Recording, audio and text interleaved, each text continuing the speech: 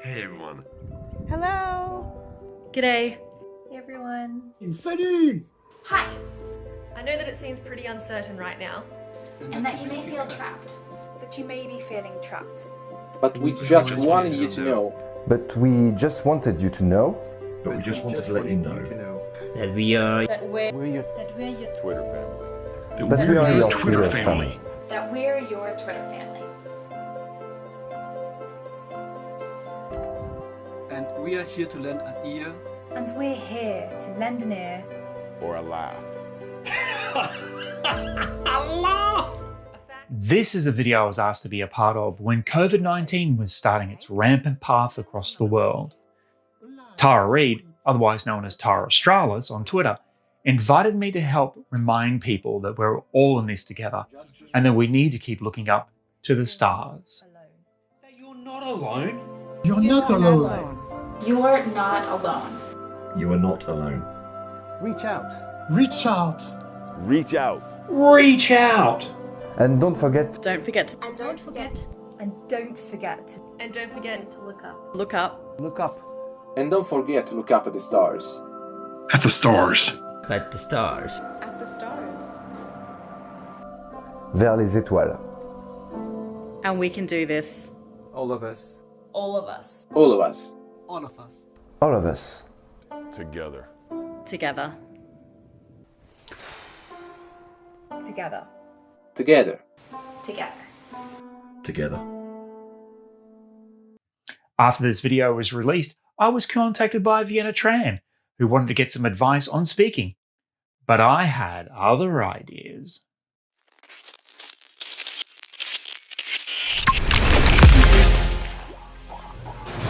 Lockdown. Hi, I'm Josh Keegan and welcome to this episode of The Space Down Under, where I shine a light on Australia's very active and ever-evolving space industry, including the people who tirelessly work behind the scenes to make space aspirations possible. In this COVID-19 lockdown episode, I managed to talk to one of those amazing people who is working hard behind the scenes, Vienna Tran. Vienna is an aspiring space doctor who is seeking to push the boundaries of space medicine, studying the impacts of artificial gravity on space travel. She's a well-versed speaker, space fashion icon, and is an advocate of STEAM. Vienna is inspiring the next generation, getting them excited about how they can be involved in the burgeoning Australian space industry. If you're new here, please remember to click on the subscribe button. And while you're here, take a moment to check out my Patreon page at patreon.com/Josh Keegan. It's time to grab a cup of coffee, or at least your favorite beverage, and let's get started on another lockdown episode where people were self-isolated, except those flying small planes overhead. People, stay at home. Welcome, Vienna. Thanks very much for being here during COVID-19 lockdown. All right, as everyone already knows, I like to drink my coffee and I tendency to do it on camera. So Vienna, what's your favorite beverage? Oh my goodness. Well, aside from water, which we all need water is good because we need to find water to find life on other planets. So water is very useful. But what I've got here, probably one of my favorite beverages at the moment. So there's a little bit of a story behind why I've got this here today. It's a cold brew coffee that my friend makes just down the road. He orders the coffee in from somewhere and he makes it and sells it in bottles. So all I need to do is put the cold brew coffee with my choice of milk, which today is like a combination of almond and pea protein milk. Oh, wow. And I've made it this color because it might be shockingly light, but it's actually a color similar to the average color of the universe. Oh. And that's called Cosmic Latte. You can look it up on Wikipedia. Oh, Cosmic Latte. Love it. Absolutely love it. And what's that on your t-shirt, please? I've got mine. I've got mine. What's that on your t-shirt? All right, I'm going to step back a bit. Oh, what? So yes, of I don't know course. if you can read it. It says it's not rocket surgery because it's two idioms in one. It's not rocket science and it's not brain surgery. So because I'm into space medicine, I'm going to combine the two. So that's what I've got there. Vienna, I'm very, very keen to find out more about you. Can you give me some background of some interesting things about your background? What are you into, and how does it relate to the Australian space industry? Oh, so that's another interesting question, because usually takes me about 5 minutes to explain to people. But I'll give you a quick rundown. I'm actually a medical student at the University of Adelaide. Yep. Yes, I've done 5 years of my degree, 5 out of 6. And right now I'm taking a year off from the degree, doing an honours degree in specialising in space medicine. So in that for a year. And I'm also very involved with the space industry as a STEM volunteer. I volunteer with the Hamilton Secondary College, and I really enjoy attending the space conferences and events here. Okay, all right. Wow. All right, so I'm just going to ask you about the medical experience as a medical student. So where do you see... I don't even know. I'm a bit taken aback. So where do you see how medicine would apply in space? How does it practically apply? I mean, we've seen astronaut Scott Kelly spend 365 days or a year in space. That's been closely followed by a lady who I'll insert name here, who's also been up in space for an equally a long amount of time. So in terms of space medicine, is this a brand new burgeoning field? What will the benefits be to the Australian space industry if we have people training for space medicine? Well, we're sending humans into space, right? So medicine is going to be very important.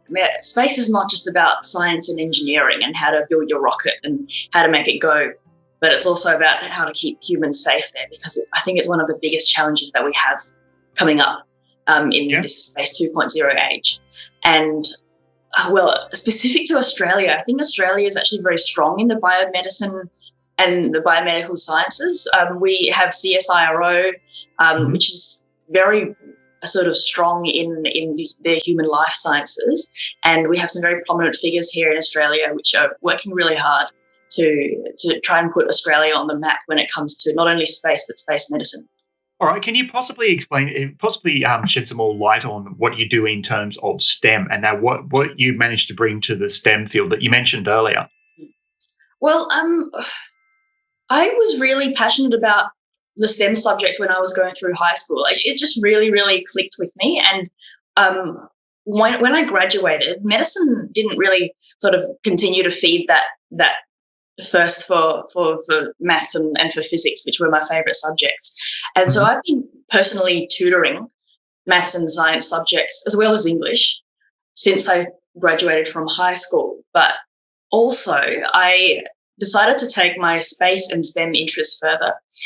I attended this program in year 10 called South Australian Space School, which has been going for like 20 years at least. And it's run by Mike Roach and Tony Virgo and Olivia Samastic, who all come from South Australia. And I also attended the derivative of that in year 11 called National Space Camp, which is like a smaller version of that, where we actually got to go to Victoria rather than staying. Oh, right. And now I'm kind of giving back to that program, because I think it's fantastic in the way that they teach hands-on things and they take students to different people in different places to learn about space in real time, in the industry rather than in the classroom. So I volunteer. Well, I was a volunteer last year and a speaker at SA Space School, having done it several years ago. And now Hamilton Secondary College in South Australia has set up their own little Hamilton Secondary Space School. Hamilton Space School. And it's kind of it's sort of a spin-off of the Victorian version, VSEC. So I have volunteered there as well. So I've got a really good relationship with the people who organise that, and I'm super grateful actually to be able to give back, because it's the least I can do for people who have allowed me to get to where I am. Yeah, the space industry in Australia and space in particular, people are very, very generous. I've noticed that as well. That they're a very wonderful space family. So I'm just going to link it back into Tara's little promo video, which I'll actually put in a link down below, so you get to see that one there. So what is it that you're going to be doing in terms of bringing space medicine to the forefront of everyone's consciousness, or what is it you're currently studying right now that's going to be groundbreaking or new? So the specific topic for my research is to do with bed rest analog studies. So if I What's that? Oh yes, I know. I get to explain it now. So an analog study is a study on humans that simulate another environment. So you can have an Antarctica analog, or you can have a Mars analog in the desert. Yep. In fact, the Mars Society Australia is trying to set up their own Mars analog called Mars Oz. So keep an eye out for that. Oh, yeah. Okay. All right. Good. Yeah.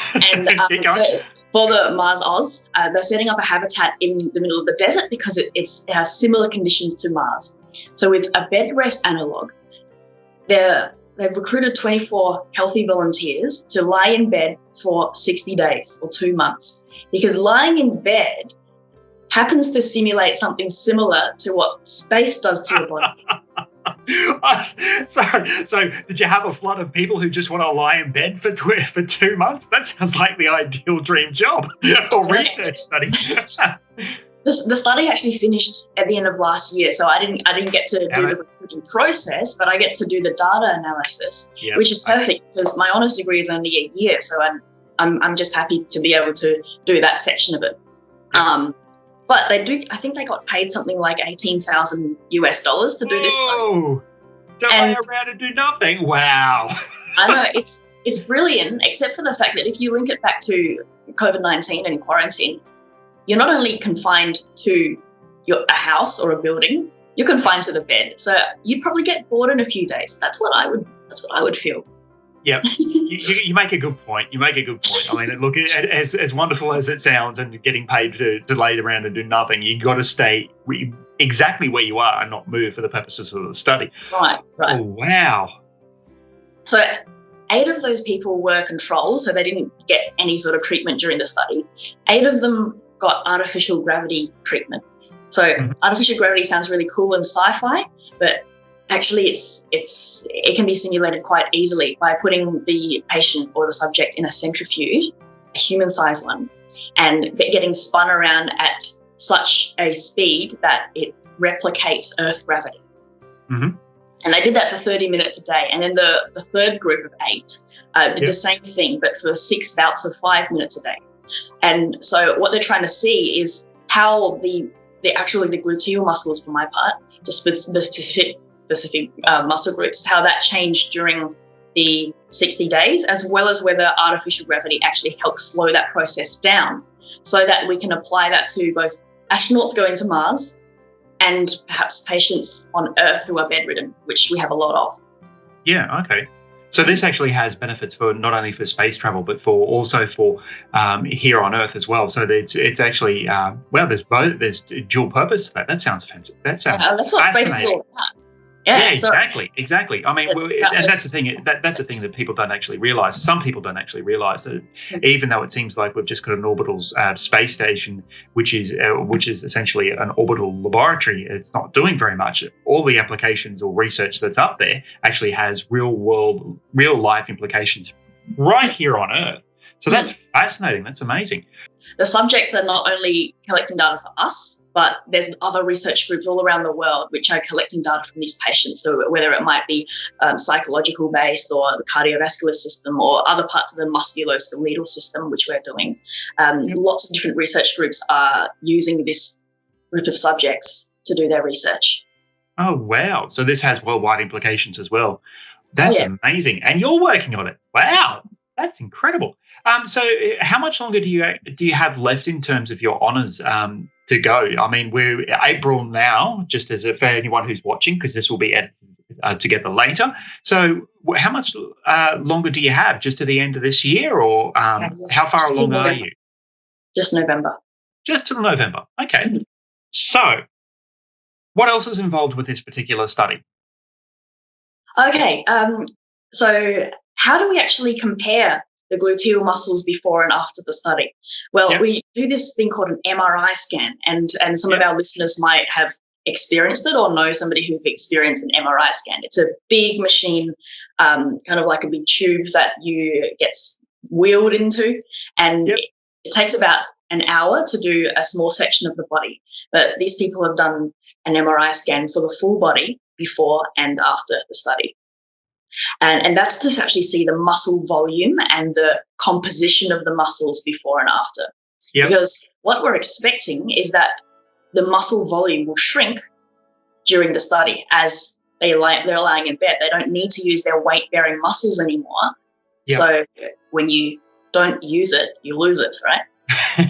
Same with quarantine, I guess. Yeah, exactly. It's the same as quarantine. If you don't use it, you don't use it, you lose it. Absolutely. So that's the thing, is that with the volumetric studies and all that sort of stuff to actually see the impact on the muscles.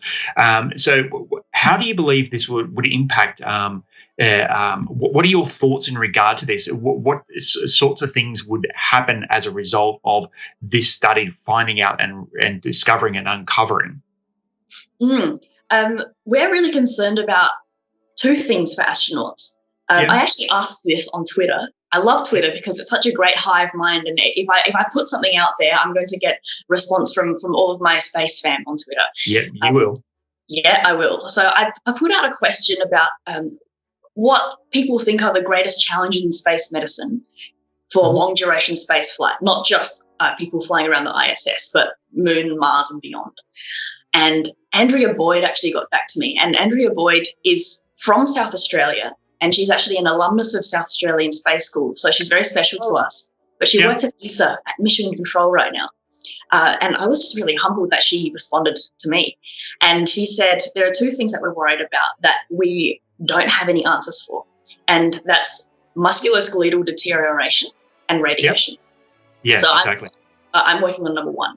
And we're really concerned about how astronauts are going to maintain their muscles and bones, their strength and their composition, while in microgravity during that journey from Earth to Mars. And even on Mars, because Mars has only 38% of the gravity that Earth has. And so we're worried about whether they're going to lose their muscles on the planet as well. And this is the purpose of this study is to see how those muscles are specifically affected and whether we can use techniques like artificial gravity to help slow that down. If we have weak muscles and bones, then we're more prone to fractures. We're not as productive. We're weak. We're more susceptible to pain syndromes, all this stuff. And so we want to prevent that for our astronauts. Have you heard from anybody yet in terms of apart from Andrea? Have you heard from anybody else who is looking or has plans for Mars? Shout out to Twitter for being the glue that binds the SpaceFam together. I keep coming back to that because I've actually met so many wonderful people on there. Buzz Aldrin liked my tweet once. Oh wow! Yes. It was he was celebrating the Apollo 11 50th anniversary, and he made a tweet, and then I replied to him, and then he liked it. So that's one of my proudest moments. Kevin Fong is a space doctor in the UK, and he's responded to me a few times as well, answering some of my questions. So he's one of my idols. He actually has a great podcast called 13 Minutes of the Moon that talks about the moon missions. So he's very, very well versed in that. And another space doctor in the States, Chris Lennart, he's contacted me as well. So lots of inspirational figures and people that I wouldn't have otherwise known about if it weren't for this hive mind and this interconnectedness we have in this century. And I know that my journey so far has been short, but I want to use whatever I can to help inspire other people to try and forge their own destiny, as it were, because I didn't expect that I'd be in this position when I was in high school. High school was a difficult time for me when I was choosing what to do, because you might notice that I was probably going to be a better aerospace engineer or a better mathematician or something. A lot of my teachers said they really wanted me to go into those fields. But I chose medicine because I wanted that opportunity to help problem solve and to help people at the same time on a one-on-one level. But then I was feeling a little bit lost. And I only discovered space medicine halfway through my degree. And that's when things really clicked, when things started to come together and make sense, because I felt like I'd actually found my calling. And when you find your calling, it's the best feeling in the world. Yes. And in addition to that, when you follow that, then it seems so easy to go down that path. When you find people who are already on that path or who are wanting to travel that path or even parallel with me, then you've already got that sort of bond there. And it's really amazing to find other people who come out of the woodwork, as it were. Right. Yeah, lots of other young people. There are lots of other young people who want to be space doctors like me. And I thought I was the only one, because the word that people like to use with us is niche. It's not exactly niche, and it's similar very much to how people internationally treat the Australian space industry. Is that we don't actually have a space industry as such. We have a long history of being in space and involved in the space industry, and that's like you. That's why I started this channel, is simply because we have had this long history. We are Australia. We have been involved in space, and we are continuing to be involved in space. So I certainly understand where you're coming from with this one. Totally. And, space is for everyone. It doesn't matter how niche you are.